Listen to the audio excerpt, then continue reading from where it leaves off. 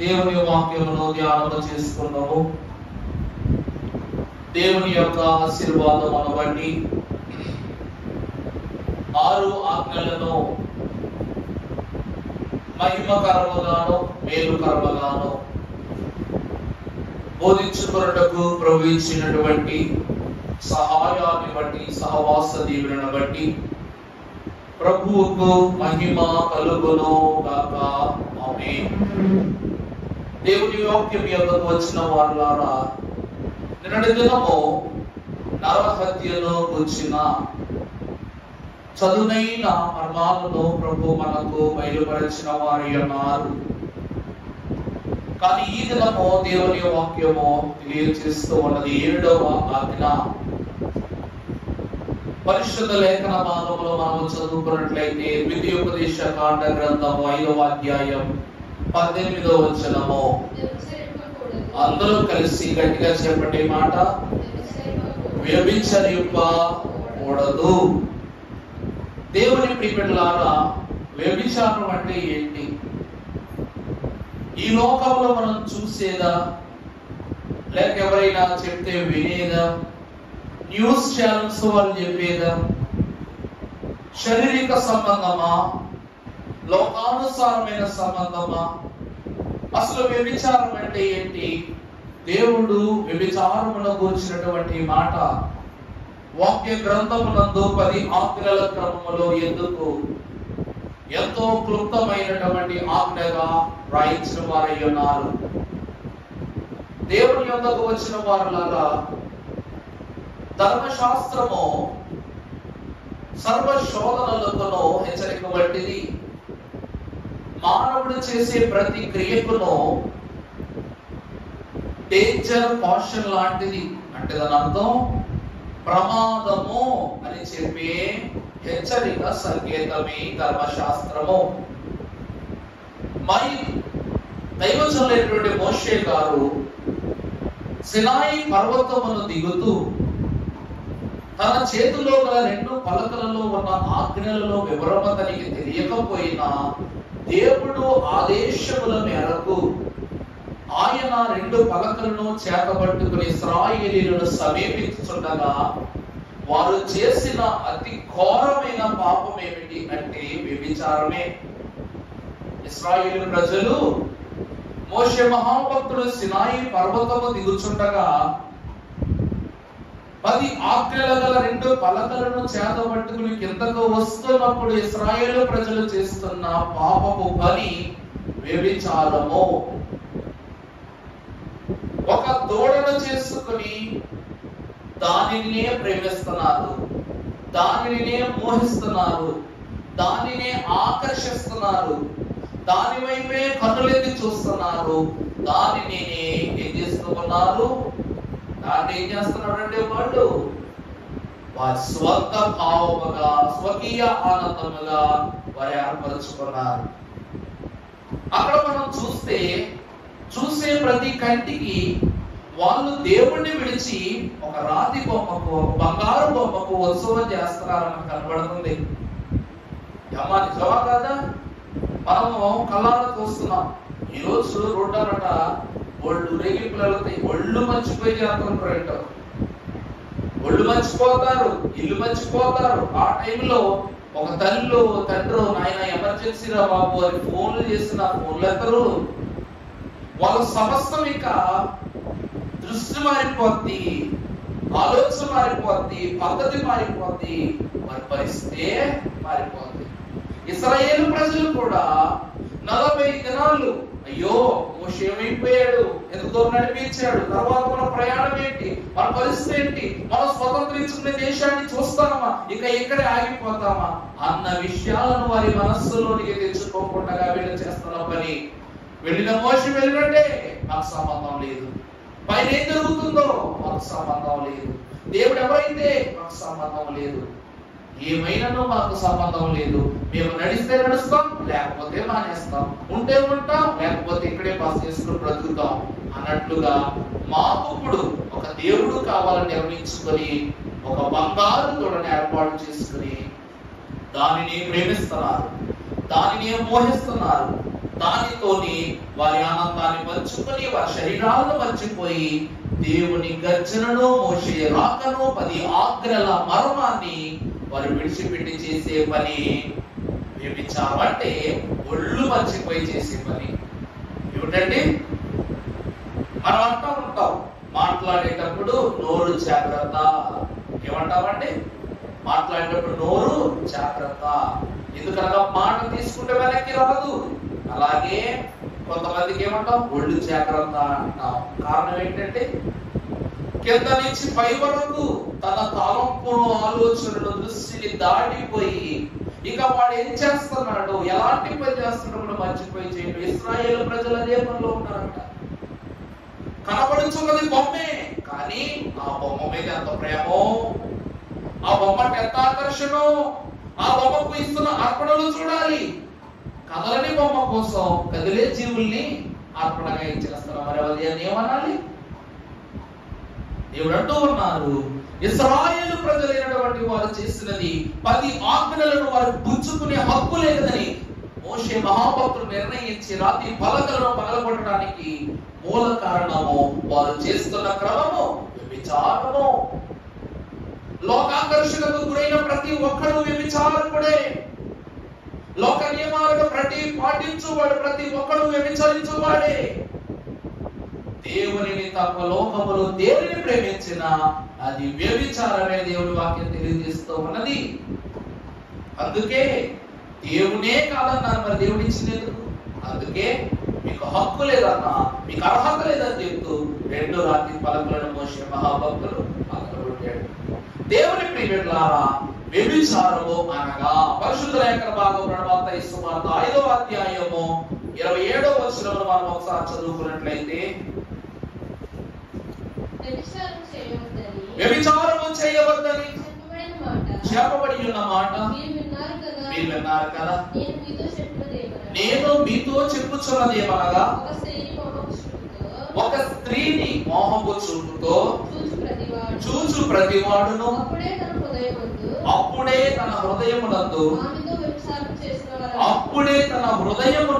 ఆమెతో వ్యభిచారము చేసిన వాడు. తరువాత నీ కుడి కన్ను నిన్ను అభ్యంతరపరచిన ఎడల దానిని పెరికి వేసి దాని యొద్దను నువ్వు పారిపో. నీ దేహమంతయు నరకములో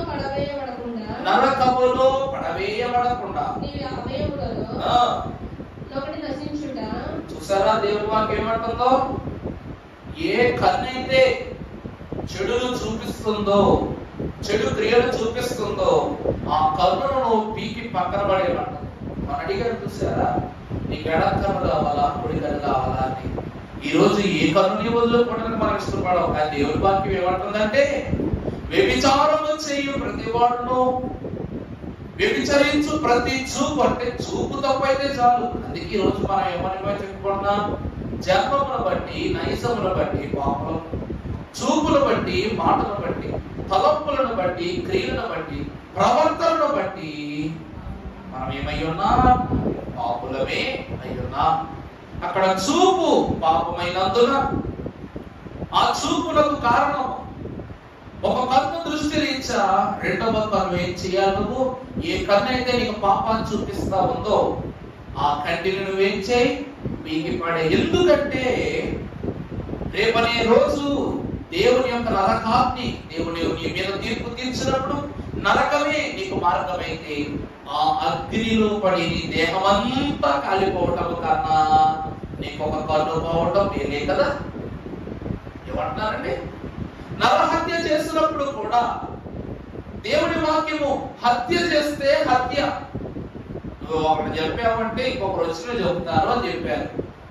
కానీ వ్యభిచారం విషయంలోకి వచ్చేసరికి చూపు ద్వారా కలిగేటువంటి చెడు తలమును కూడా దేవుడు ఏమంటున్నారు అంటే, నువ్వు చూపుతో చేసిన పాపానికి చూపు పోవాలి, చేతితో చేసిన పాపానికి చేతులు పోవాలి, కాళ్ళతో చేసిన పాపానికి కాళ్ళు పోవాలి.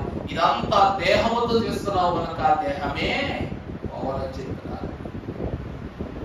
దేవుని ప్రియలారా, వ్యభిచరించు వారు చాలా మంది వాక్యంలో కనబడ్డారు. కానీ వాళ్ళ వ్యభిచారాల్లో కూడా కొన్ని స్థితులు కనబడుతున్నాయి.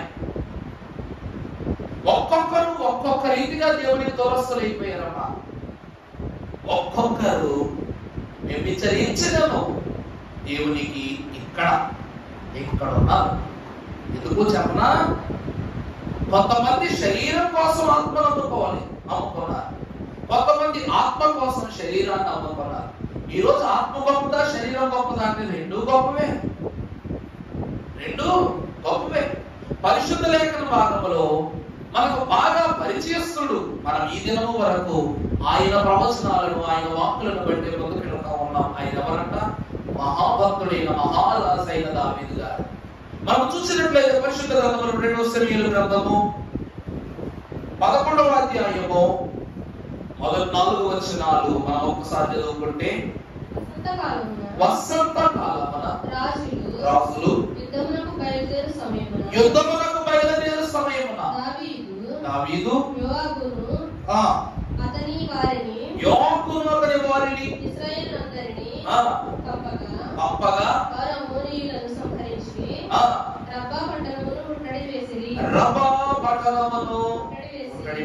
చాలండి దేవుని ప్రియమైనవారా, ఇక్కడ మనం చదివినటువంటి రబ్బా పట్టణము దానికి సైన్యాధ్యక్షునిగా కనబడినటువంటి వచనం చదువుదామా మరలా ఒకసారి. రాజు యుద్ధమునకు బయలుదేరు సమయమున దావీదు ఎవరండి? ఆయన ఎవరు? యోవాబును అతని వారును ఇశ్రాయేలీయులందరినీ పంపగా వారు అమ్మోనీయులను సంహరించి ముట్టడి వేసి, అయితే దావీదు యెరూషలేమునందునే నిలిచెను. దేవుని యందు అతి ప్రేమతో దేవుని వాక్యం ఆలకిస్తున్న వారులారా, ఈ యుద్ధము ఇశ్రాయేలీయులకు అనవసరం. ఈ యుద్ధానికి ఇశ్రాయేలు ప్రజలకు ఎటువంటి సంబంధం లేదు. కానీ దావీదు తన స్వకీయ ఆలోచనను బట్టి, చెడు తలంపును బట్టి యుద్ధాన్ని ప్రకటించాడు. మనకు అక్కడ కనబడే యోవాబు దావీదు యొక్క సర్వ సైన్యాధిపతి. ఎవరండి?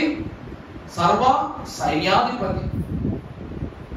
ఇక్కడ యుద్ధం అంటే రాజు వెళ్ళాలా వద్దా? వెళ్ళాలి. కానీ రాజు ఎక్కడ ఉన్నాడంట? యెరూషలేములోనే ఉన్నాడు. ఎవరు పంపించాడంట? యోవాబు అనేటువంటి తన సైన్యాధ్యక్షుడిని యుద్ధానికి పంపించాడు. పంపించిన తరువాత ఇక్కడ ఏం చేస్తున్నాడు? ఒకానొక దినమున ప్రొద్దుగురుకు వేళ దావీదు పడక మీద నుండి లేచి నడుచుచు పైనుండి చూచుచుండగా స్నానము చేయు ఒక స్త్రీ కనబడెను. ఆమె బహు సౌందర్యవతి అయ్యుండుట చూచి దావీదు ఆమె యొక్క సమాచారమును తెలుసుకొనుటకై పంపెను. ఆమె ఏలియాము కుమార్తెయు పుత్తీయుడకు ఉరియాము భార్య అయిన బత్షెబా అని తెలియజేయగా దావీదు దూతల చేత ఆమెను పిలువనంపెను. ఆమె అతని యొద్దకు రాగా అతడు ఆమెతో శయనించాడు. అక్కర్లేని యుద్ధాన్ని ప్రకటించాడు.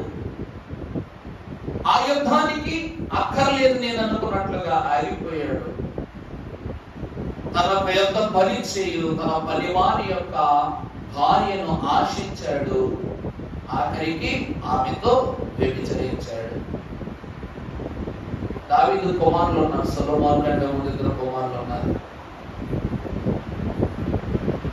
మన పాడుకోట అయ్యగారు రాసిన పాటలో, తల్లిదండ్రులు చేసిన తగని పాపములు నా మీదకి దొర్లి నన్ను చుట్టూచున్నవి ఏమంటున్నారంటే అయ్యగారు దైవజనులు ఏం రాశారు? తల్లిదండ్రులు చేసిన తగని కార్యములు నా మీదకి పొర్లి పొర్లి నన్ను చుట్టూచు ఉన్నవి.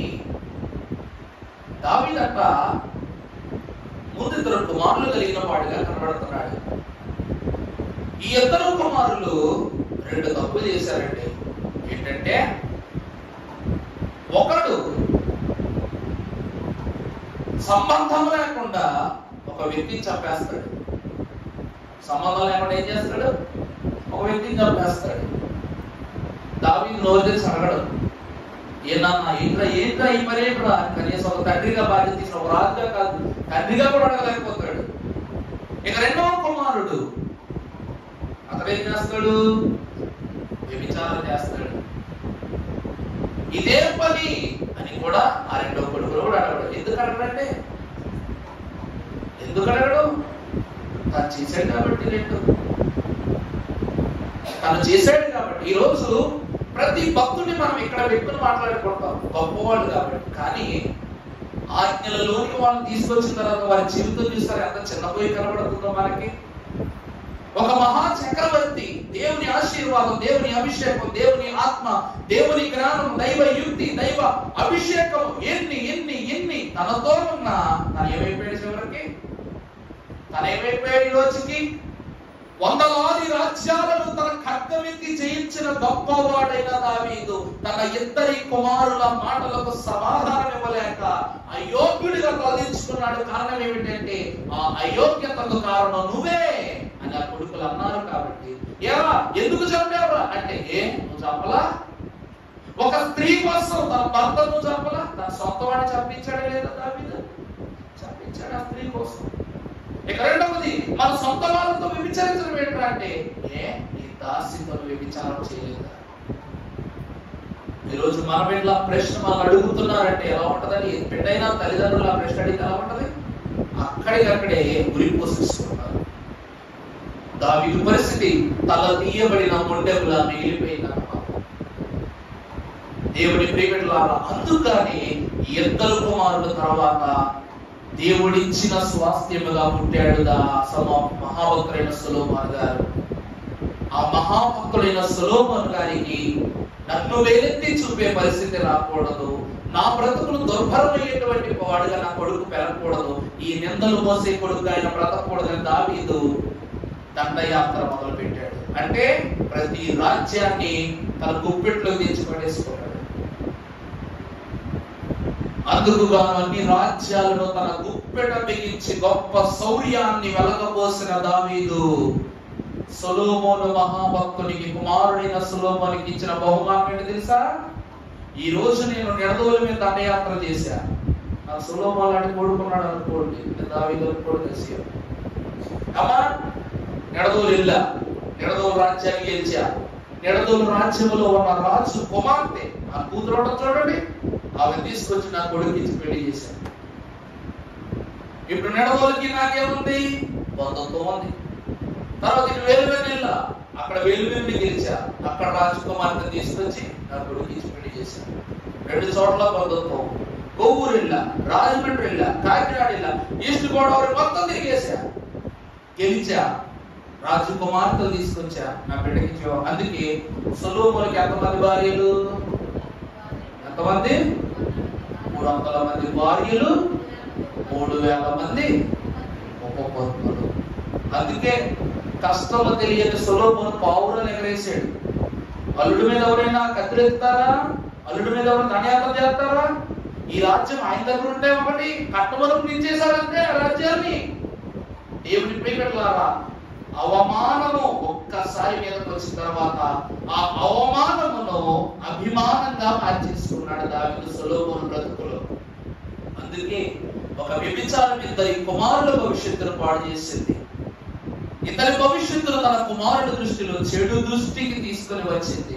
అందుకే దావీదు తర్వాత దావీదు మహారాజు పేరు కనబడదు, సొలొమోను రాజ్యమే, సొలొమోను స్వాస్థ్యమే కనబడదు. అందుకే మహాభక్తురాలుగా చెప్పబడినటువంటి షాబాదేశపురాణి దావీదుల గురించి ఎలా తెలుసుకుంటుంది? క్షమించండి, సొలొమోను గురించి ఎలా తెలుసుకుంటుంది తెలుసా?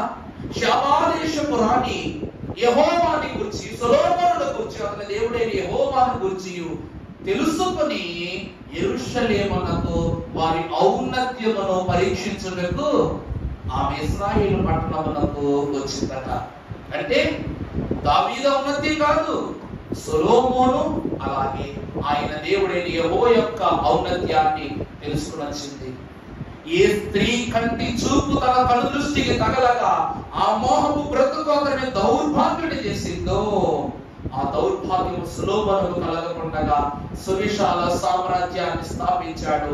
నిజము చెప్పాలి అంటే భక్తురాలైనటువంటి షాబా దేశపురాణి కూడా సొలొమోను భార్యే. ఎవరమ్మా? సొలొమోను భార్యే. కారణం ఏంటంటే యెహోవా ఔన్నత్యము తెలుసుకొని అతని గౌరవాన్ని, అతని అంతస్తును మనం చదువుకుంటాం. యెషయా గ్రంథము 60వ అధ్యాయము 6వ వచనం ఒక్కసారి చదువమ్మా. ఒంటెల సమూహము మిద్యాను లేత ఒంటెలను ఈ దేశము మీద వ్యాపించెదను. వారందరూ షాబా నుండి వచ్చెదరు. బంగారమును ధూపద్రవ్యములను తీసుకొని యెహోవా స్తోత్రములను. దేవుని ప్రియబిడ్డలారా, లేత ఒంటెల సమూహం ఎక్కడి నుండి వస్తుంది? షాబా దేశం నుండి వస్తుంది. ఆ దేశం నుండి మహాధనురాలు ఆ యువరాణి షాబా బంగారము ఇవన్నీ తీసుకొచ్చినాక యేసు క్రీస్తు ప్రభువుకు జ్ఞానులైన వారిచ్చిన బంగారం ఏదైతే ఉందో ఆ బంగారం ఈ బంగారమే, ఆ బంగారం ఈ బంగారమే. అంటే షాబా దేశపురాణి కూడా యెరూషలేము ఏమైపోయింది? యెరూషలేము కోడలైపోయింది. యెరూషలేము పట్టణానికి ఏమైపోయింది? కోడలైపోయింది. అంత స్వాస్థ్యాన్ని దేవుడు అనుగ్రహించాడు. దేవుడు ఔన్నత్యం తెలిసిన తర్వాత ఎవరైనా వెనుతిరుగుతారా? ఆమె వెనుతిరగల. ఆమె స్వాస్థ్యాన్ని, ఆమె సంపదను, ఆమె రాజ్యాన్ని సమస్తమును సొలొమోనుకు దేవునికి అప్పగించేసిందట.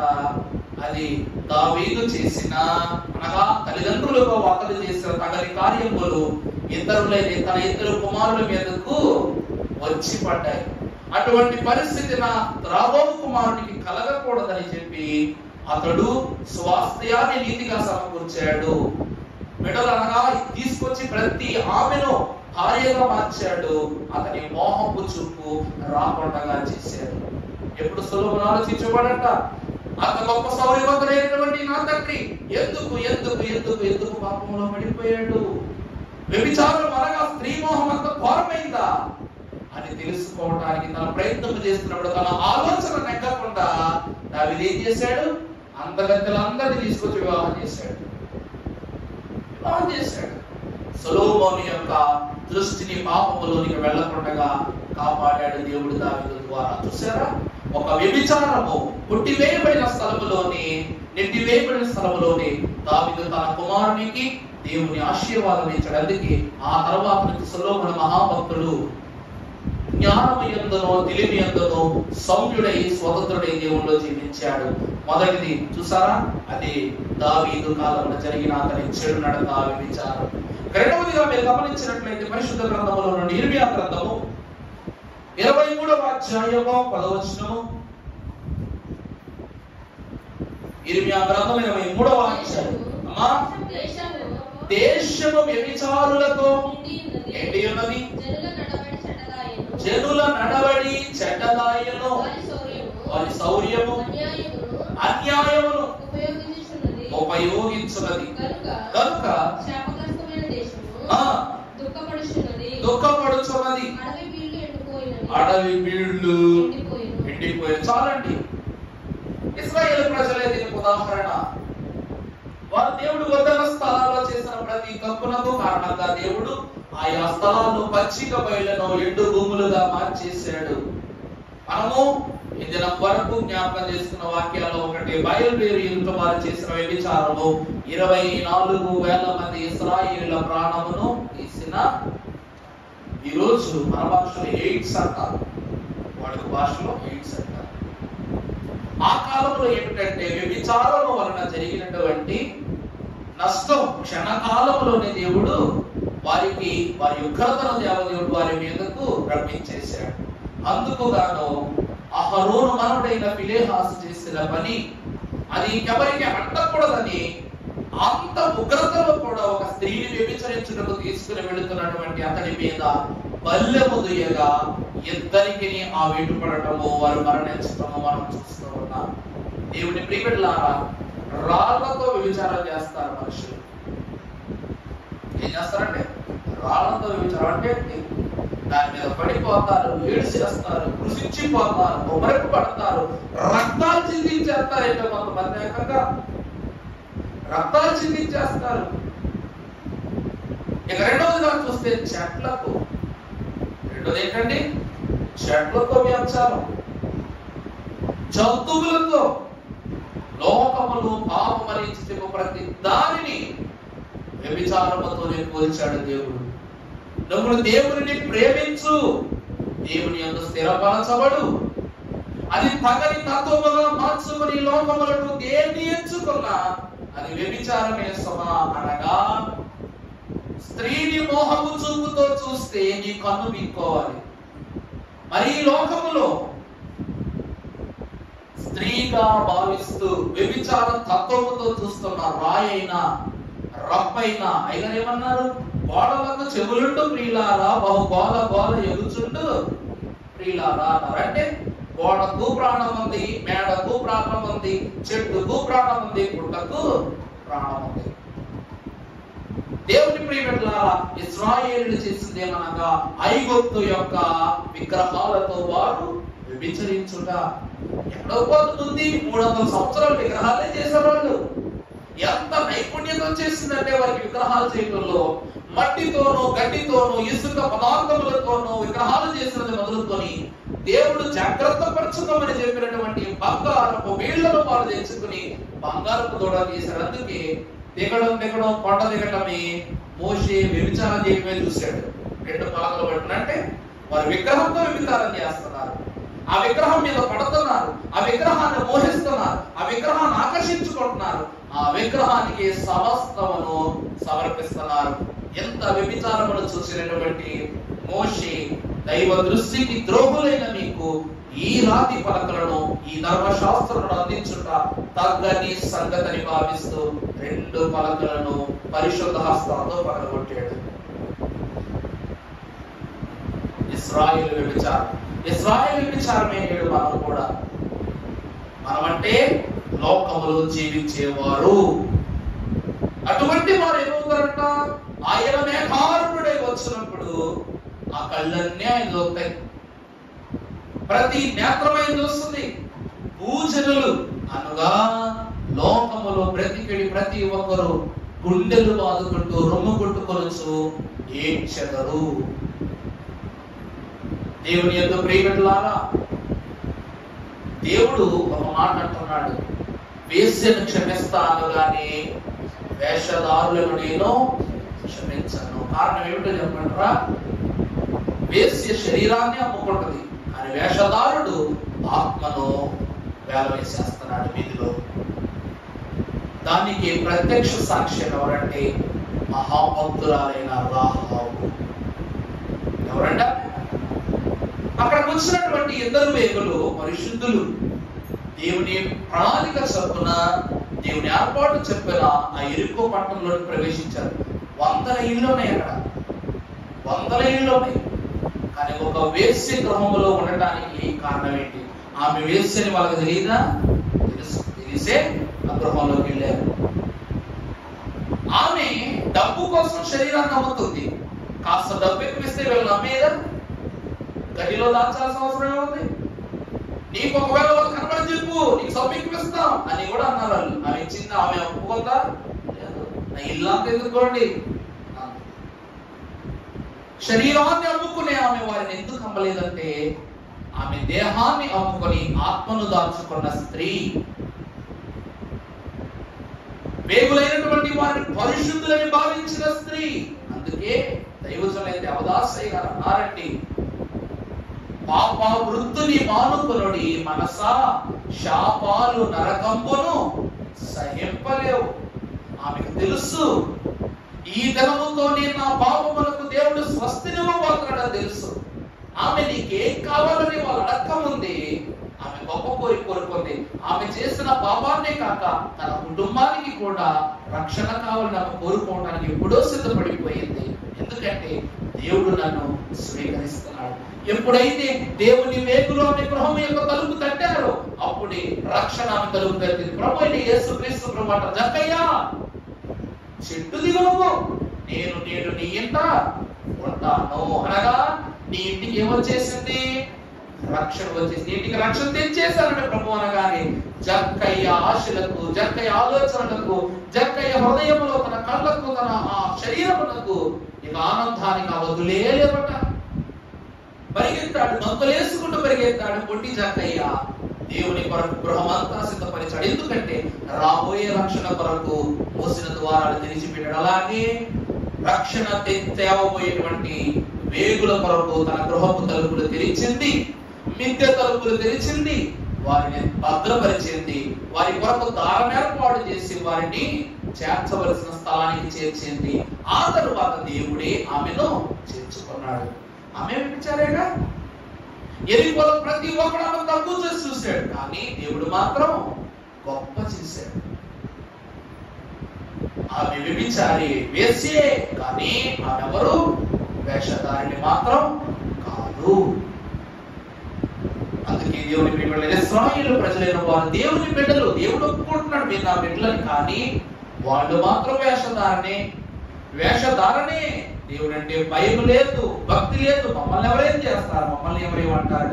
రెచ్చిపోయారు కనుక దేవుని కోపాగ్నికి వారు ఏమైపోయారు? బలైపోయారు. పరిశుద్ధ గ్రంథముల నుండి మరొక మాట మీకు చూపిస్తాను. మార్కు సువార్త 6వ అధ్యాయము 17వ వచనము. హేరోదు తన కుమారుడు యగు ఫిలిప్పు భార్య అయిన హేరోదియా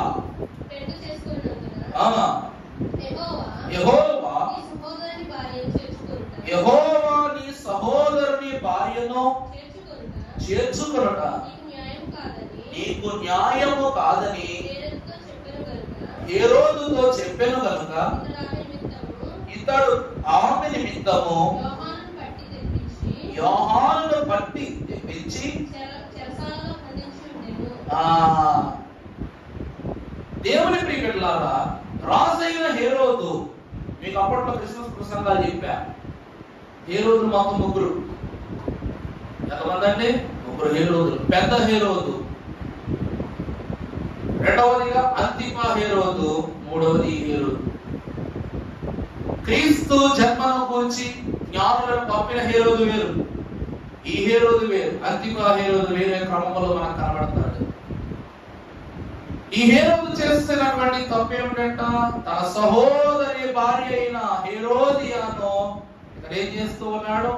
ఆమెతో చెడు నడతను నడచి వ్యభిచరించుటను బట్టి యెహోవా దృష్టికి అదేమాయను? దోషి ఆయను. దేవుడు అంటా ఉన్నాడు, ఇది నీకు సరి అయిన స్థితి కాదని నీ వెరుగవా అని దేవుడు అంటూ ఉన్నాడు. దీన్ని నిలదీసినందుకు యోహాను యొక్క తలను తీసేశారు. ఏమండి? అందుకు హేరోదు సంతోషపడ్డాడా? దేవుడు ఎంత ఘోరమైనటువంటి శిక్షను హేరోదు జీవితంలో విధించాడు. తర్వాత వాక్య వర్తమానాల్లో మనం గమనించవచ్చు. భక్తుడైన యోహాను నికార్సైన వాడు, చాలా నీతి గలవాడు. ఎంత నికార్సైన వాడు అంటే దేవుని నామాన్ని ప్రకటిస్తే చంపేస్తారని తెలిసి కూడా బాప్తీసాలు ఇచ్చిన వాడు. ఎవరైతే చంపడానికి వస్తూ ఉన్నారో వాళ్ళకు కూడా బాప్తీసాలు ఇచ్చేసాడు. ఏమండి? చంపడానికి వచ్చిన మా సైనికులకు కూడా బాప్తీసాలు ఇచ్చేసాడు యోహాను. కత్తులు పట్టుకుని వచ్చి రక్షణ పుచ్చుకుని వెళ్ళారు వాళ్ళు.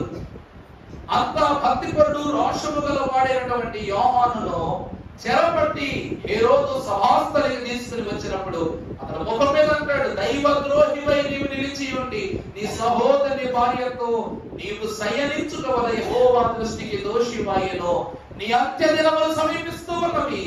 హేరోదు, నీ కాలము కృషింపబడు కాలముగా మారబోతూ ఉన్నదని యోహాను అనగానే చెరలో పడేశాడు యోహాను. ఆ తర్వాత కొంతకాలానికి నర్తకి ఆమె ఏం కోరుకుంటది? నాకు యోహాను తల కావాలని పథకం ప్రకారం యోహాను చెప్తారు. అతడు వ్యభిచరించిన దానిని ఎవరు ప్రశ్నించారంట? ప్రభు పక్షముగా యోహాను ప్రశ్నించాడు. ఈ రోజు కూడా యేసుక్రీస్తు ప్రభు వారు కూడా ప్రశ్నిస్తా ఉన్నారు మనలో. రాళ్లతో కొట్టబడినటువంటి స్త్రీ, ఆమె వ్యభిచారము చేసినది, ధర్మశాస్త్రములకు విరుద్ధముగా జీవించినదై, దైవ ద్రోహిగా ఎంచబడినదై, ఆమెను రాళ్లతో కొట్టుట తగును అని వీధులు వీధులు తిప్పి ప్రభు దగ్గరికి తీసుకొచ్చారు. వాళ్ళ ఆలోచన ఏంటంటే ఈమె చావును రక్షించే ఆ ప్రభు ఎదురే జరగాలన్న ఉద్దేశంతో ఆమె తిప్పి తిప్పి ప్రభు దగ్గరికి తీసుకొచ్చారు. నిజం చెప్పాలి అంటే ప్రియులారా, దేవుని వాక్యంలో ప్రభువు నేల మీద రాశారని రాయబడింది. ఏం రాశారో మనకు తెలియదు. ఏమో రాయించుండేనని ఉంది. ఏమో రాయించుండేను. చూసిన ఈ వ్యభిచరించిన స్త్రీకిని ప్రభువుకును, చూసిన వారికి దేవునికి, వీళ్ళకే తెలిసి అక్కడ ఏం జరిగింది. శిష్యులకు కూడా తెలియదు. అందుకే ఏ శిష్యుడైనా చూస్తుంటే ఖచ్చితంగా పుస్తకంలో రాసిపెట్టి ఉండేవారు. కానీ అక్కడ జరిగిన సంఘటన వ్యభిచారమును కూర్చున్నటువంటి శిక్ష విధి కనుక ఖచ్చితంగా ప్రభు దేని గురించి రాసి ఉండాలి? అక్కడ జరుగుతున్న తప్పును గురించే ప్రభు ఖచ్చితంగా రాసి ఉండాలి. ప్రభునందు దేవుని ప్రియబిడ్డలారా, ఈ వ్యభిచారం అనేటువంటి మాట తండ్రి ప్రస్తావనకు వచ్చింది, కుమారుని ప్రస్తావనకు వచ్చింది, పరిశుద్ధాత్మని ప్రస్తావనలో వస్తూనే ఉంది. కానీ తండ్రి అయిన దేవుడు మరణ శిక్షను విధించాడు. పరిశుద్ధాత్మ దేవుడు నరకముల శిక్షను విధించబోతున్నాడు. కానీ కుమారుడైన దేవుడు మాత్రం శిక్షను కాదు, రక్షణను విధిస్తూ ఉన్నాడు. అమ్మా, ఈ దినము మొదలుకొని నీవు పాపము చెయ్యకు, వ్యభిచారము చెయ్యకు. వ్యభిచారం ఏంటి? ఏ దోషక్రియను పాల్పడకని ప్రభు చెప్పారు. అది ఆమె చేసిన శిక్ష. ఇక వాళ్ళకేసిన శిక్ష, ఇన్ని రాళ్ళు పట్టుకుని వచ్చారు కదయ్యా, మీలో ఎవరినో ఎప్పుడు వ్యభిచారం చేయలేదా, తిట్టలేదా, కొట్టలేదా, చెడు మాటలు మాట్లాడలేదా, చెడు నడకలు నడవలేదా? అలా నడవని వాడు, నిజాయితీ గలవాడు ఒక్కడుంటే మీరేంటి రాయండి, నేను అన్నారు. మీరు వేయి రాయితీగా చేయట్టు కాదు అటువంటి వాడు ఒకటి. ఎందుకంటే నీతిమంతుడు, ఆయన పరిశుద్ధుడు కాబట్టి ఎదురున్న వాడు నువ్వు పరిశుద్ధుడు అని అడుగుతున్నాడు. ఈ తప్పు చేసుకుంటే అడిగే హక్కు ఈయనకుందా? లేదు. ఈయన పరిశుద్ధుడు కనుక మీలో ఒక పరిశుద్ధుడైనా ఉంటే రాయండి, నేను ఆపనన్నారు. వారు తెచ్చిన రాయిలు వృధా, వారి ఆత్మస్థైర్యము వృధా, వారు తీసుకొచ్చిన అంశము వృధా, వృధా ప్రయాస. ఇప్పుడు ఇవి చెప్తూ ఉన్నారు, నీవును వారి వంటి దానివే, వారును నీ వంటి వారే. చిక్కుట చేత నిన్ను వారు దండిస్తున్నారు. చిక్కని పక్షాన నువ్వు ఆ లోకములో బ్రతికేదానివి. ఈ దినమున ఈ లోకపు చిక్కు నుండి నా దేవునికి నేను అప్పగిస్తూ ఉన్నానని ప్రభు తెలియజేస్తూ, పాపము చేయవద్దు, వ్యభిచారము చేయవద్దు అని చెప్పగానే అక్కడి వాళ్ళు వెళ్ళిపోయారు. ఆ వయనాన్ని మగ్దలేని మరియ చూస్తూ ఉన్నారు. ఆ తర్వాత మగ్దలేని మరియ ఏ రోజు చెడుకు రాలేదు. ప్రభు ఎదురుకు రావాలంటే భయం. ప్రభు ఎదురుకు రావాలంటే ఏంటండి? భయం. ఎందుకంటే చూపును బట్టి మనస్సులో ఉన్న ప్రతి ఆంతర్యాన్ని పసిగట్టగల పరమార్థ జ్ఞానవంతుడే దేవదేవుని కుమారుడు యేసు ప్రభు. ఆయన ఎదుటకు వెళితే ఒకటి క్షమాపణ కోసం వెళ్ళాలి, రెండవది క్షమాపణ హృదయంతో వెళ్ళాలి. ఈ రెండు ఆమెకు వచ్చిన జనాన్ని నేను ప్రభు దగ్గరికి వెళ్ళాలని అనుకుంటే ప్రభువు సిలువ సమయములో ప్రభు పాదాలు కలపడానికి వెళ్ళిపోయింది. అదే సమయముగా భావించి వెళ్ళిపోయింది. దేవుని ప్రియకులారా, ఆ వ్యభిచారమున దేవదేవుడు ఇద్దరుకు తీర్పు తీర్చాడు. ఒకటి జనులకు, ఈ శరీరంతో వ్యభిచారం చేసింది, వారికి ఏమేమి క్రియలతో చేశారు? ఆత్మానుసారంగా, మాట తీరును బట్టి, జన్మాన్ని బట్టి, నైజాన్ని బట్టి, క్రియలను బట్టి, ప్రవర్తనను బట్టి, అన్నిటిని బట్టి వారు పాపం చేశారు. కాబట్టి అక్కడ వారి వ్యభిచారానికి దేవుడు స్వస్తి చెప్పాడు. కింద ఏమో రాయించుండేననే మాట మనము చూడలేదు, కానీ ఖచ్చితంగా వ్యభిచారమును గురించినటువంటి వివరమునే దేవుడు రాసి ఉండొచ్చని దేవుని ఆంతర్యము మాకు తెలియజేస్తూ ఉంది. అది కూడా దేవునికే ఎరుక. ఇలా 4 వ్యభిచారాలు, దానిలో మన ఆంతర్యాలు ప్రభు చూపించారు. మొదటిగా బెర్షెబను మోహించిన దావీదు. అందుకే తర్వాతి కాలంలో సొలొమోను జీవితంలో ఇటు పరిస్థితి రాకూడదని అన్ని దేశాల రాజకుమార్తెలను తీసుకొచ్చి పెళ్లి చేసేసాడు. ఎవరికి? సొలొమోనుకి. అలా సొలొమోను జీవితాన్ని ఒక వ్యభిచరించిన వాడి కుమారుడని స్థితి లేకుండా దేవుడు కాపాడుకున్నాడు. ఇక రెండవదిగా చూసినప్పుడు ఇశ్రాయేలు ప్రజల యొక్క వ్యభిచారము. 24,000 మంది ప్రజలు చెడు నడతతో నశించిపోయిన తర్వాత ఫిలెహాసు ఈటను దూసి అతడు చేసిన తీర్పు వలన అక్కడ ఇశ్రాయేలు ప్రజలకు వ్యభిచరించేవారనేటువంటి మర్చిపోయింది. దేవుడు ఏమన్నాడు? నేను వారి మీదకి తీసుకొచ్చినటువంటి శాపాన్ని, ఆ ఉగ్రత నేను వారిని తప్పించేశానన్నారు. అప్పటితో ప్రభు దృష్టికి వారి దోషం కొమ్మలు బయటపడ్డారు. మూడవది భక్తురాలైన రాహాబు శరీరాన్ని అమ్ముకుని ఆత్మను కాపాడుకొని దేవుని వేగులను తన ఇంట చేర్చుకొని దేవుని హృదయములో స్థానాన్ని సంపాదించుకుంది. ఆమె స్థితి. ఇక నాలుగవదిగా హేరోదు. అతడు చేసిన దుష్టక్రియకు దేవుడు ప్రతిదండన చేశాడు. అతడు 2 తప్పులు చేసేసాడండి. 6వ ఆజ్ఞగా చెప్పబడిన నరహత్య చేశాడు. రెండవదిగా చెప్పబడినటువంటి విచారము చేశాడు. దానికి దేవుడు ఎంత ఘోరమైన శిక్ష హేరోదు జీవితంలో వేశాడు మన వాక్యంలో చూడవచ్చు. ఇక 5వదిగా మనము చూసినప్పుడు ఎవరిది వ్యభిచారము? ఎవరి విచారం అంటే ఈ లోకములో దేవుని ఎదుట, క్రీస్తు ప్రభు వారి ఎదుట వ్యభిచరించిన స్త్రీకి ప్రభు తీర్చిన తీర్పులోనికి వచ్చిన వ్యభిచారం. అది దేవుని తీర్పులోనికి వచ్చిన వ్యభిచారం. అంటే ధర్మశాస్త్రము పరిగెత్తించి కృపాశాస్త్రం పాదాల దగ్గర తీసుకొచ్చి పడేసింది. కృపాశాస్త్రము ధర్మశాస్త్రాన్ని పరిగెత్తించే సమయం ప్రారంభమైంది. ఇక ఆఖరిగా మీరు చూసినట్లయితే సంఖ్యాకాండము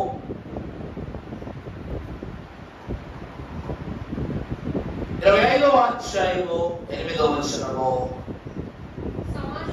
సమాజము నుండి లేచి ఈటెను చేతబట్టుకొని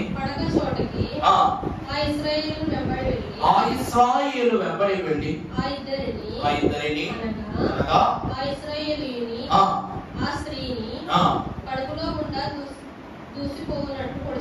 కడుపులో గుండా దూసుకొని పోవునట్లు పొడిచెను. చాలా దేవుని ప్రియబిడ్డలారా, ఇది బయలుదేరి యొక్క వైరమే. కానీ దేవుడు ఒక మాట తెలియజేస్తున్నారు. ఏమిటంటే మెనే టెకేల్ ఉఫార్సిస్ అంటే ఏంటండి? మీకు గతంలో మాట ఇప్పుడు గుర్తుందా? మాట కూడా జాదివారని చెప్పారు. సన్నిధిలో పరిశుద్ధాత్మ వచ్చిన ఆమె చేసినటువంటి పని అంటే ఆ భాష ఎవరికి అర్థం కాదు. ఎవరు ఏం అనుకోరేమో, ఎవరు పట్టించుకోరేమో తెలిసి పరిశుద్ధాత్మ వచ్చేసి నాకు అయినంత గంతులు ఎత్తు మేనే టెకేల్ ఉఫార్సిస్ అర్థం తప్పించుకోవాలి. దాని అర్థం ఏంటి? నీ పాపాలన్నీ త్రాసులో త్రోచబడ్డాయి. ఏమంటుంది? ఆ పాపాలు ఆమె త్రాసులు వేసి తూచేసుకుంటుంది అన్నమాట. దాని అర్థం ఏంటంటే దేవుని ఆలయములో మద్యపానము చేస్తూ, వ్యభిచారము చేస్తూ, విగ్రహారాధనను ప్రతిష్ఠ చేస్తూ దేవుని యొక్క ఆలయాన్ని దొంగల గుహగా మార్చేశారు. అందుకుగా దేవునికి కోపం వచ్చి ఆ ఆలయ ప్రాంగణపు గోడ మీద ఏమని రాశారు? మెనే టెకేల్ ఉఫార్సిస్. మీరు ఇప్పుడు చేసిన ప్రతి పాపము నేను త్రాసు వేసి చూస్తూ ఉన్నాను, దానికి శిక్ష విధిస్తాను ప్రభు చెప్తూ ఉన్నారు. ఈ దినమున వ్యభిచరించటము అనేటువంటిది త్రాసులో తూచేటువంటి శిక్షతో సమానమైనది. అంటే దేవుడు నీ యొక్క పాపాన్ని ఏం చేస్తాడు? వెలేస్తాడు. దేవుడు ఏం చేస్తాడండి? వెలేస్తాడు. ఆ దినమున వారి పాపములు వెలివేయబడిన తరువాత ఆ వంశావళంతటిని దేవుడు ఏం చేసేస్తాడండి? కనుమరుగు చేసి రాజులు అతని బిడ్డలను అందరినీ చంపేస్తాడు. దేవుని ప్రియబిడ్డలారా, చెప్పబడినటువంటి దేవుని వాక్యంలో ఏలియాను హతమార్చడానికి సర్వ ప్రయత్నాలు చేసిన యెజబెల్ చేసింది కూడా వ్యభిచారమే. యెజబెల్ ఏం చేసిందంటే వ్యభిచారమే. ప్రతి ఒక్కరిని బయలుదేవతగా బ్రొక్కమని ఆజ్ఞ జారీ చేసింది. తన భర్తను భక్తి నుండి నీళ్ళు తీసుకొచ్చేసింది, భక్తిలోకి తీసుకొచ్చేసింది. ఆ రాజ్యాన్ని మొత్తం ఎండగట్టేసింది. నరహత్య చేయడానికి ప్రయత్నం చేసింది. అంతెందుకు, తన రాజ్య సరిహద్దులో ఉన్న ద్రాక్ష తోటను ఆమె స్వాధీనం చేసుకోవడం కోసం ఆ ద్రాక్ష తోట యజమానిని రాజముద్ర వేయించి ఏం చేసిందామే? చంపించేసింది. చివరికి ఆమెకు దేవుడు ఇచ్చిన శిక్ష ఏంటంట? ఆమెను కూడా అలాగే చంపేశాడు దేవుడు. చివరకు కుక్కలు కూడా నాకే పరిస్థితి, అంత హీనమైన చావును దేవుడు ఇచ్చాడు. అంటే ఆమె వ్యభిచరించే తలంపు ఎలా ఉందంటే దేవునికి తన బిడ్డలను దూరం చేసింది, విగ్రహాలకు దగ్గర చేసింది, వారి స్వంత స్వాస్థ్యాలను లాక్కుంది, తన భర్త తలంపును పాడు చేసింది, రాజముద్రికలను పాడు చేసింది. దేవుడిచ్చిన సుశీల పరిశుద్ధ పట్టణములో దేవుడి విగ్రహాలను తోచి బయలు విగ్రహాలను పెట్టించింది. నేలను పచ్చని నేలలో ఎడారి భూములుగా మార్చేసింది. ఎన్ని దోషాలు చేసిందో చూసారా? అందుకు వాళ్ళ బిడ్డలు ఎలా పుట్టారు తెలుసా? నపుంసకులుగా పుట్టారు. ఎలా పుట్టారా? నపుంసకులుగా పుట్టారు. అంటే ఆమె చేసిన పాపం చూడండి, ఎంత పౌరుషము గలదానమో అని చెప్పుకునేదాన్ని పాపం. అలాంటిది పౌరుషము గల ఆమెకు నపుంసకులు పుట్టారు. వ్యభిచరించడం ద్వారా చేసి జరిగేటువంటి దోష క్రియలు అంటే అది ఒక్క చోట తప్పుతో ఆగదు, పోతూనే ఉంటది, ముందుకు పోతూనే ఉంటది. ఈ మాట నేను చెప్పకూడదు, కానీ వాక్య వర్తమానాన్ని బట్టి చిన్న వివరణ చెప్తున్నారు. ఏమిటనగా మనిషికి 100 ఏళ్ళ ఆయుష్. ఈ కాలంలో అధిక బలమైతే 8 సంవత్సరాలు, ఆ 80 సంవత్సరాలు సరిపోతారండి మనకి. మోషే మహాభక్తుడిలాగా మన 80 సంవత్సరాలు విభజించుకుంటే పుట్టిన దినము మొదలుకొని 20 ఏళ్ల వయస్సు వరకు ప్రతి రక్త కణము, ప్రతి ఎముక, ప్రతి నాడి, ప్రతి నరము చాలా సత్తుగా పనిచేస్తుంది మనిషికి. 21 నుండి 40 వరకు బాధ్యతలు, బరువులు ఇవన్నిటితో బలహీనపడుతుంది. అందుకే వాటికి మంచి పేరు పెట్టుకుందాం, బీపీ షుగర్. ఏ పేరు పెట్టుకుందాం? బీపీ షుగర్ అని పేరు పెట్టుకుందాం. అంతే కదండి. 21 సంవత్సరాల తర్వాత జాబ్, పెళ్లి, పిల్లలు, సెటిల్ చేయటం, లైఫ్ లీడ్ చేయటం, అది ఇది అంటూ 40 years లో హౌస్ ప్లానింగ్ కనుక ఫ్యామిలీ ప్లానింగ్ అయిపోద్ది. దాని తర్వాత 41 నుండి 60 ఏళ్ళు వచ్చేంత వరకు ఆ జాబ్ లో సెట్ అయ్యే కదండి, పిల్లలు సెట్ అయ్యే కదా. ఇప్పుడు రివర్స్ ఆధారపడటం మొదలవుతాం. ఓ వంద పెట్టు, ఒక గ్లాస్ చాయ్ పెట్టు, అది పెట్టు, ఇది పెట్టు, ఇది పెట్టట్టు వచ్చే పెన్షన్ తో ఉన్న బ్రతుకులు బట్టి. ఎందుకంటే 40 సంవత్సరాలు పెన్షన్ ఇచ్చేస్తున్నారుగా, 41 సంవత్సరానికి పెన్షన్ ఇచ్చేస్తున్నారు చంద్రబాబు నాయుడు గారు. ఆయన ప్రభుత్వం వారు ఇచ్చేస్తున్నారు హ్యాపీగా. అంటే మనము శక్తిహీనులు అని లోపల నిర్ణయించేసింది. 60 సంవత్సరాలకి ఒంట్లు ఏమైపోద్ది? శక్తి శూన్యం. 61 నుంచి 80 లోపు ఏ రోజు వెళ్ళిపోతాం కూడా తెలియదు. కొంతమంది ఏమనుకుంటారు, ఇక నేను ఎవరి మీద ఆధారపడి బ్రతకూడదు, నా వల్ల కాదు ఈ బ్రతుకు బ్రతకడం. మరి కొంతమంది ఏం చేస్తారు? తరువు చాలించుకోవడానికి ప్రయత్నం చేస్తారు. దేవుని ప్రియమిట్లారా, ఈ జీవితంలో ప్రాముఖ్యమైన దశ మనిషిలా బ్రతకడానికి ఖచ్చితంగా, అంటే తర్వాత 40 సంవత్సరాలు బాగా బతకాలంటే 21 నుండి 40 వరకు ఈ జీవితాన్ని చాలా ప్రత్యేకంగా కాపాడుకోవాలి. బాధ్యతలు, డబ్బు సంపాదించినప్పుడు శత్రువులు వస్తారు. ఈ డబ్బు అన్ని దరిద్రానికి కారణం. ఆ దరిద్రాలన్నింటినీ మనం వదిలించుకోవాలంటే ఖర్చు పెట్టే ఖర్చులో జాగ్రత్త ఉండాలి, దాన్ని సంపాదించడంలో జాగ్రత్త ఉండాలి, భద్రపరచుకోవడం జాగ్రత్త ఉండాలి. దాన్ని ఉపయోగించడం, ఎక్కడ ఉపయోగిస్తున్నాం, ఎలా ఉపయోగిస్తున్నాం, ఎవరికి ఉపయోగిస్తున్నాం, ఎవరి ఈ జీవితాన్ని మనం అలవాటు చేసుకోవాలి. ఇది పొదుపు సమయం, నిన్ను నువ్వు అదుపు చేసుకునే సమయం. ఈ మాటలు నేను చెప్పకూడదు, ఎందుకంటే మీరు అందరూ పెద్దోళ్ళు, నేను చిన్నవాడు. కానీ దేవుడు ఇచ్చినటువంటి సమయాన్ని బట్టి లోకములో మన పరిస్థితి విషమించకుండా కొద్దో గొప్ప దేవుడు ఇచ్చినటువంటి జ్ఞానాన్ని బట్టి చెప్తా ఉన్నాను. ఈ స్థితి యందు మన యొక్క తలంపులను అదుపు చేసుకున్నట్లయితే రాబో దినాలు ఆధారపడం, ఎవరి దగ్గర మాట పడం, ఎవరి దగ్గర చాటుగా బ్రతికే దౌర్భాగ్యాన్ని దేవుడు ఇవ్వడు. దేవుని ప్రియబిడ్డలారా, చిన్నప్పటి దావీదు ఎక్కడ, రాజైన తర్వాత దావీదు ఎక్కడ? తను యవ్వనుడిగా ఉన్నప్పుడేగా తప్పు చేశాడు, అయిపోయింది. దేవుని ఎదుట ముఖం చూపించుకోవడం 10 సంవత్సరాలు పట్టింది. అందుకే ఒక దినము గడుపుట 1000 దినముల శ్రేష్టము అన్నాడు. ఆ ఒక్క దినము 1000 దినాల దీవులను పొందుకున్నట్లుగానే దేవుని కని ఎదుట ఒక్కసారి వ్యభిచారం చేసి, నరహత్య చేసి, ఈ 2 చేసి ఏమైపోయాడు? అతను దేవుని చూపు కూడా దగ్గరికి కూడా రానివ్వలేదు. అందుకే దేవుడు ఏమన్నాడు, అంత గొప్ప భక్తుడైన దావీదు, నువ్వు నా ఆలయం కట్టడానికి వీల్లేదు. ఏమన్నాడండి? నా ఆలయం కట్టడానికి వీల్లేదు, నేను ఈ కొడుకు అయిన సొలొమోనుతో ఆలయాన్ని కట్టించుకుంటాను అన్నాడు. అందుకు గాను దావీదు ఏం చేశాడంట, నా దేవుడు నన్ను ఆలయాన్ని కట్టొద్దన్నారు కానీ దానికి కావలసిన ప్రతి వస్తు సామాగ్రి నేను ఇస్తాను అని ఆశపడి ఏం చేశాడు, బంగారము, లక్క, కలప, ప్రతి ఇంచ్ బై ఇంచ్ నట్టు బోల్ట్తో సహా దావీదే దగ్గర చేసి పెట్టాడు. దేవుని ప్రియలారా, అంటే తన చేతులతో కట్టబడవలసిన ఆలయము తన కొడుకు చేతికి వెళ్ళిపోయింది. కారణం మోహము. ఆ మోహమే దేవుని ప్రేమ, దేవుని మాట, దేవుని ఔన్నత్యాన్ని అతను దూరం చేసింది. సొలొమోనుకు అభిషేకం ఉందా? లేదు. కానీ దావీదుకి అభిషేకం ఉంది. అభిషేకింపబడిన వాడు గొప్పవాడా? అభిషేకం లేనివాడు గొప్పవాడా? ఉన్నవాడే గొప్పవాడు. కానీ ఉన్నవానికి ఆలయములను నిలబడే స్థానం ఇవ్వాల, ఆలయాన్ని కట్టే స్థానం ఇవ్వాల, లేని వాడికి దేవుడు ఇచ్చాడు. ఎందుకంటే సొలొమోనుకు అన్ని హెచ్చరికలను ప్రభువు స్థిరపరచి దావీదు ద్వారా అని ఏర్పాటు చేశాడు.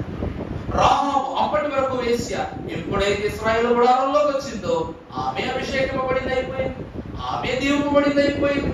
ఆ తర్వాతి తరములో ఆమె కూడా సంతానము కలిగినదై, స్వాస్థ్యము కలిగినదై ఆమె జీవించడం మనం చూస్తున్నాం. దేవుడు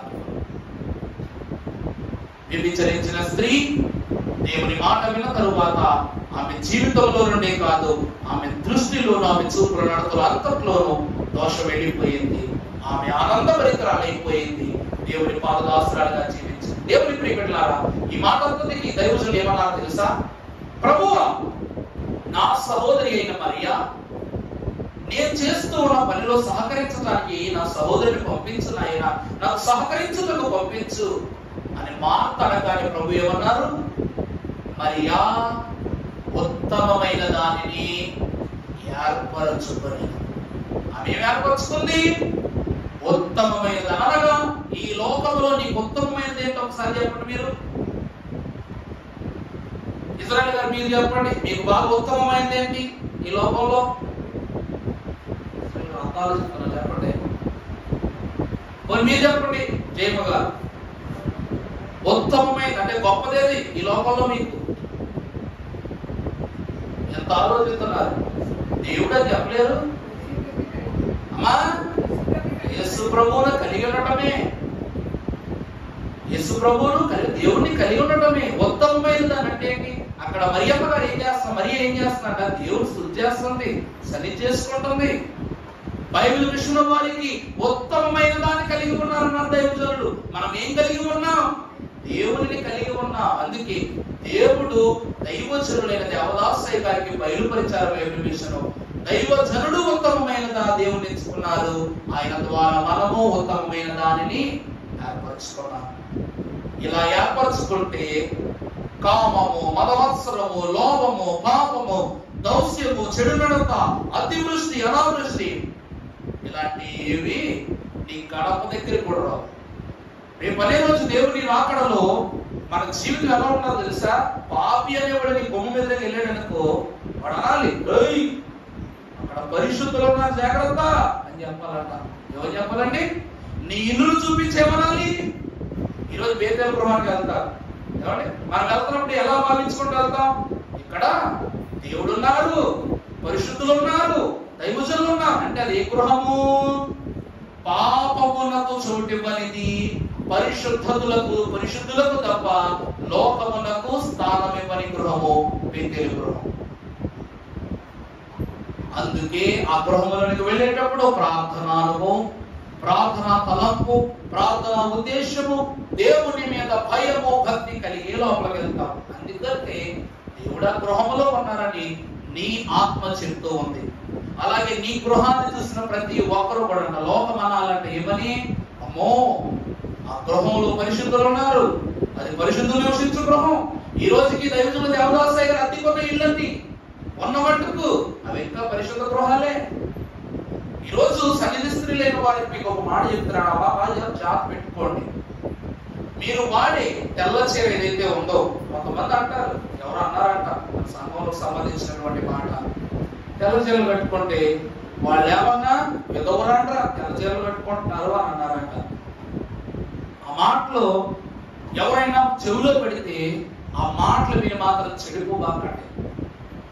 దైవజనురాలిగా దేవుని యొక్క వాక్యము ద్వారా యేసు ప్రభు వారి వస్త్రాన్ని పట్టుకుని స్వస్థత పొందుకున్న భక్తులు చూసామా? దైవజనునికి వస్త్రాన్ని పట్టుకుని స్వస్థత పొందారు. ఒకరోజు దైవజనులు స్నానం చేస్తూ ఉంటే ఆయన విడిచిన వస్త్రాలు దడి మీద వేశారు. అప్పుడు బాత్రూమ్ లేవు కనుక దడి మీద వేస్తే ఒక కుష్ఠరోగి ఆ వస్త్రాన్ని దొంగిలించి అంటే వస్త్రాన్ని తీసుకుని దాని ద్వారా స్వస్థత పొందాం అనుకున్నాడు.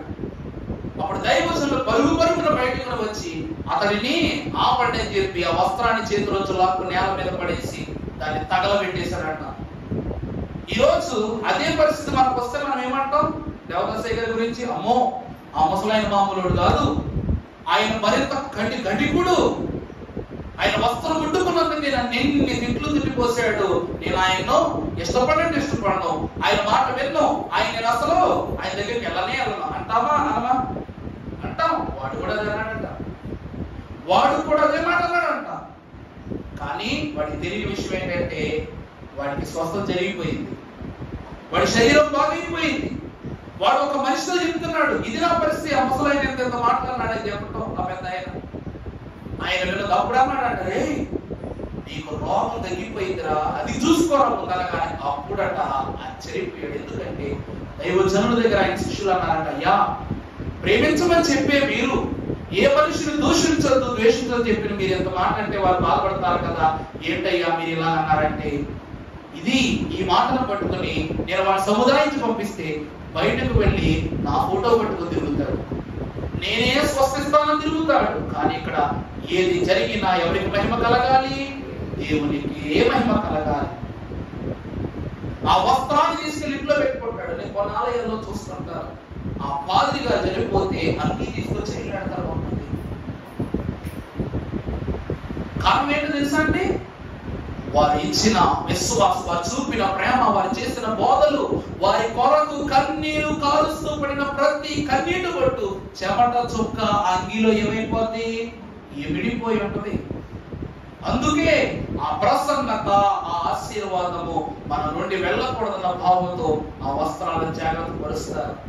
మా నాన్నమ్మ గారి చీరలు అందరూ తీసుకున్నారు. మా అమ్మ ఒకసారి కూడా సరి స్త్రీగా ఆ సమయంలో నేనున్నా బాగుంటుంది, తలపోసే సరి స్త్రీలు ఇచ్చి ఉన్న సరి స్త్రీలు ఇచ్చుంటే వాడిని, ఎందుకంటే తోటి కలిసి పని చేసుకున్నారు కాబట్టి. అందుకే దేవుడి ప్రియబిడ్డలారా, నిన్ను చెడు దృష్టి నుండి తప్పించేదే నీ వస్త్రం. తెల్ల చీర కట్టుకున్నప్పుడు చెడు మాట నీ నోట రాకూడదనే హెచ్చరిక నీకు కలుగుద్ది, చెడు తలపు నీలో రాకూడదనేటువంటి హెచ్చరిక నీకు కలుగుద్ది, చెడు అడుగు వేయకూడదని హెచ్చరిక నీకు కలుగుద్ది. నీ తెలుపు నీలో ఉన్న నలుపుని ఏం చేస్తా ఉంటది? తీసేస్తుంటది. ఎక్కడైనా నలుపు తెలుపుని తీసేస్తుంది, కానీ ఇక్కడ నీ తెలుపు చీర నీ హృదయంలో ఉన్న నలుపును తుడిసేస్తుంది. కారణం ఏమిటి అంటే, ప్రియులారా, ఉత్తమమైన దానిని ఎంచుకోవడం. ఆమె ఉత్తమమైన ఎంచుకున్నది కాబట్టి దేవుడిని కలిగిన వారు దోషంలోనికి వెళ్ళాల. దేవుని కృపలో వీళ్ళందరూ వ్యభిచరించి వారి జీవితాలను దేవునికి దోషముగా మార్చుకొని దేవుని క్షమాపణ పొందుకొని ఎలాగైతే మరలా వారి జీవితం చక్కదిద్దుకున్నారు, ఆ రీతిగా 7వ ఆజ్ఞలోని మర్మము, మహిమ క్రైస్తవ దేవుడు మనకు కనపరిచి దీవించి మనము చెడు మార్గము వైపు, చెడు అడుగు వైపు మన ఆత్మ, మన శరీరము సడలకుండగా దేవుడే మన తన దృష్టి నిలువ పెట్టుకుని నడిపించి దీవించును గాక. ఆమేన్.